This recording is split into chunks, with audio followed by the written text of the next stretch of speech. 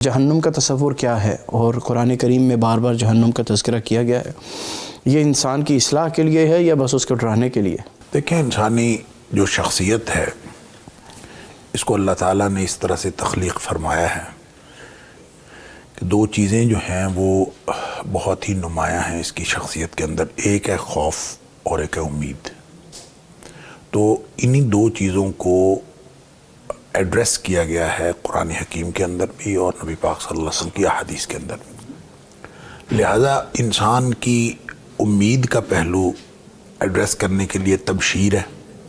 اور قرآن نے بشارتیں دی ہیں، وہ جنت کی بشارت ہے، انعامات کی بشارت ہے، نبی کریم صلی اللہ علیہ وسلم نے بہت ساری بشارتیں دی ہیں اور ان کو ترغیبات کہہ لیں یا تبشیر کہہ لیں، اور انذار کیا ہے، ڈرایا ہے یا ترہیب کا طریقہ اختیار کیا ہے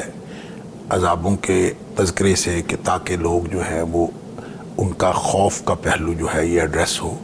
اور امید اور خوف، جیسے کہتے ہیں الایمان بین الخوف والرجاء، کہ انسان کو امید بھی ہو، خوف بھی ہو،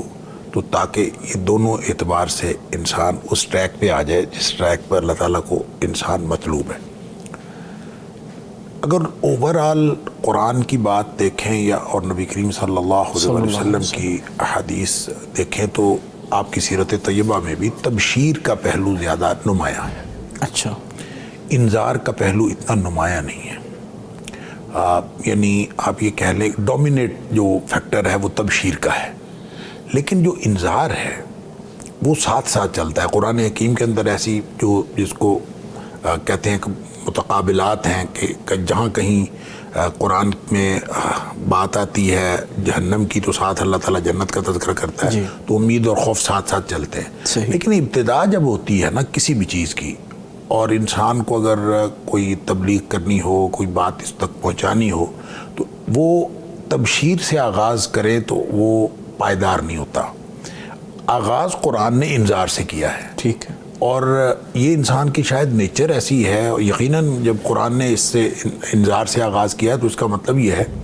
کہ جو انسان ترہیب کے ذریعے سے اور انذار کے ذریعے سے جو چیز سمجھتا ہے وہ دیر پا ہوتی ہے، یعنی خوف کا پہلو جو ہے اس سے آغاز ہو تو انسان کے اندر جو تبدیلی آتی ہے وہ دیر پا ہوتی ہے، اور جو تبشیر کے ابتداءً تبشیر کے پہلو سے ہو تو وہ دیر پا نہیں ہوتی، یا یوں کہہ لیجیے اس کو اتنی مؤثر نہیں ہوتی۔ تو اس کی میں ایک مثال دیا کرتا ہوں کہ آپ اندازہ کریں کہ اگر کوئی شخص، مثال کے طور پر آپ کوئی آدمی ڈرائیونگ کر رہا ہے، بس جا رہی ہے، بس کا ڈرائیور ہے، جا رہا ہے، تو آپ اس کو کہیں کہ اس سے اچھی سڑک ہے، ایک بہت شاندار سڑک ہے، اس میں سینری بھی بہت اچھی ہے، سڑک بھی اس سے بہت زیادہ چوڑی ہے، تو وہ بہت زیادہ متاثر نہیں ہوگا، اس لیے کہ وہ کہے گا یار اچھا بھلا سفر جاری ہے، ہم کیوں اس کو چھوڑ کے ہم کسی دوسرے پہ جائیں۔ بالکل۔ اور اگر آپ اس کو یہ بتا دیں کہ اس سڑک پہ آگے کوئی خطرہ ہے، یا آپ اس کو کہیں کہ آگے کوئی پل ٹوٹا ہوا ہے، یا کوئی چیز کہہ دیں یا کوئی خطرناک بات ہے، تو پہلا کام وہ یہ کرے گا کہ بریک لگائے گا۔ جب وہ بریک لگائے گا تو اس کے بعد بھلے آپ اس کو کسی کچی سڑک کا راستہ بتا دیں نا، آپ اس کو کہیں کہ فلاں دیہات سے ہو کے ہم اصل راستے پہ پہنچ سکتے ہیں منزل پہ، تو وہ پھر اس سڑک پہ بھی چل نکلے گا۔ یہ انذار کا پہلو انسان کی شخصیت کے اندر، اور وہ تبلیغ کے اعتبار سے اور نصیحت کے اثر ہونے کے اعتبار سے اتنا پر اثر ہے۔ اس لیے اللہ کریم نے جب نبی پاک صلی اللہ علیہ وسلم کو ابتدا کرنے کے لیے حکم فرمایا تو فرمایا قم فانذر وربک فکبر، تبشیر کا کہیں ذکر نہیں، انذر۔ ویسے بشیر اور نذیر ہے نبی پاک صلی اللہ علیہ وسلم، اور بشارت کا پہلو اور تبشیر کا پہلو نمایاں ہے، لیکن ابتدا جو ہے اسی طرح وَأَنذِرْ عَشِيرَتَكَ الْأَقْرَبِينَ، اس سے بھی۔ لہٰذا پورا جو جہنم کا تذکرہ ہے یا عذابوں کا تذکرہ ہے، یہ اصل میں انسان کی شخصیت کے خوف کے پہلو کو ایڈریس کرنے کے لیے ہے،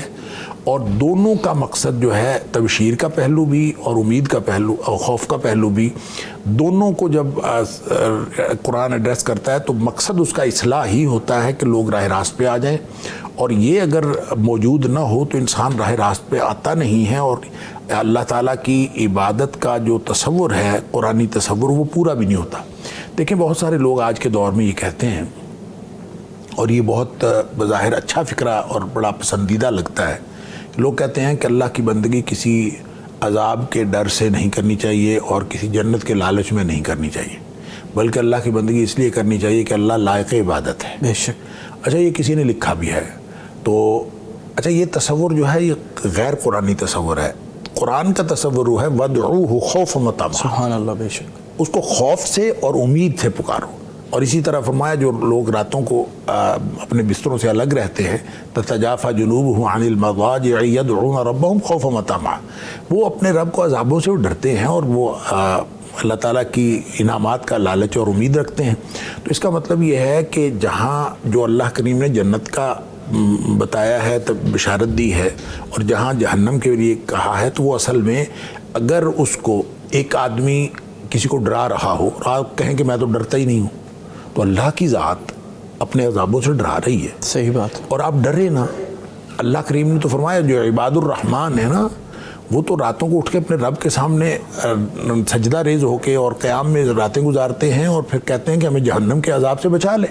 اس لیے کہ بہت برا عذاب۔ تو یہ جب تک اس طرح کی کیفیت نہیں ہوگی، نہ عبادت کا مفہوم پورا ہوتا ہے اور نہ انسان کی اصلاح کا جو تقاضا ہے وہ پورا ہوتا ہے۔ اصلاح بھی اس وقت ہوتی ہے جب یہ خوف اور امید کے درمیان ہو۔ اس لیے جہنم کا تذکرہ اللہ کریم نے قرآن میں بار بار فرمایا کہ انسان ڈر جائے اور ڈر کے راہ راست پر آ جائے۔